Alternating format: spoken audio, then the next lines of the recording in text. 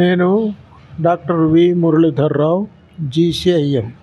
జీసీఐఎం అంటే graduate course of integrated medicine. ఈ ఈ ఈ సిస్టమ్ మద్రాస్ గవర్నమెంట్ ఉండింది, జస్ట్ టు ప్రమోట్ ఆయుర్వేద. అయితే బోత్ అలోపతి ప్లస్ ఆయుర్వేద కలిపి చెప్పిండ్రు. అది 5 ఏళ్ళ కోర్సు, ఒక సంవత్సరం ఈ అవుట్సైడర్షిప్. అది చేసిన తర్వాత నేను ఇక్కడ 69లో 1 జనవరి 1969 ప్రాక్టీస్ స్టార్ట్ చేయాలి. అంటే వీలైనంత వరకు నేను పేదవాళ్ళకు, బీదలకు అందరికీ అందుబాటులో ఉంటాను. అయితే ఇప్పుడు శ్రీనివాస్ అడుగుతున్నాడు, మిమ్మల్ని గురించి చెప్పమంటాడు.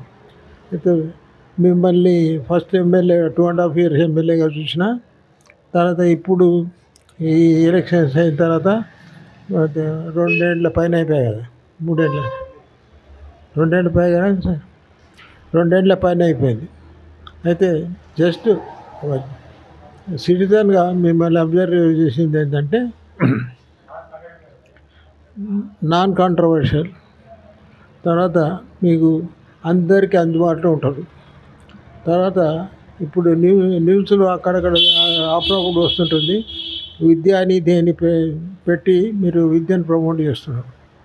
అయితే వేదంలో ఒక మంత్రం వస్తుంది, విద్యాంచ వేద విజ్ఞాస ఏతద్వేదో భయగుంస విద్యా అమృతమరుతతే అని వస్తుంది. అందుకొరకు అది పెద్ద గొప్ప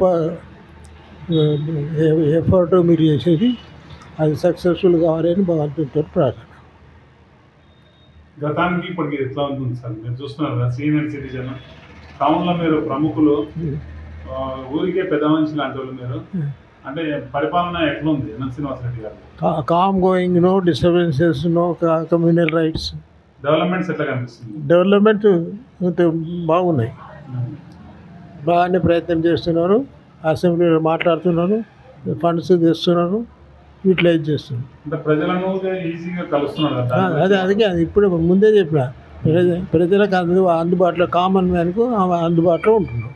ఇంకా 3 ఏళ్ళ సమయం ఉంది కదా ఎన్నికలకు. డెవలప్మెంట్ విషయంలో మీరు ఏం సలహా ఇస్తారు ఎమ్మెల్యే గారు? ఇప్పుడు ఈ సలహా అవసరం లేదు, ఆయన ఓన్ ఐడియాస్ ఉన్నాయి, ఆయన చేస్తున్నాడు. ఆయన ప్రతి విషయంలో కూడా దిగ్విజయంగా ఉండాలి ఆయన పాలన అని భగవంతుని ప్రార్థన.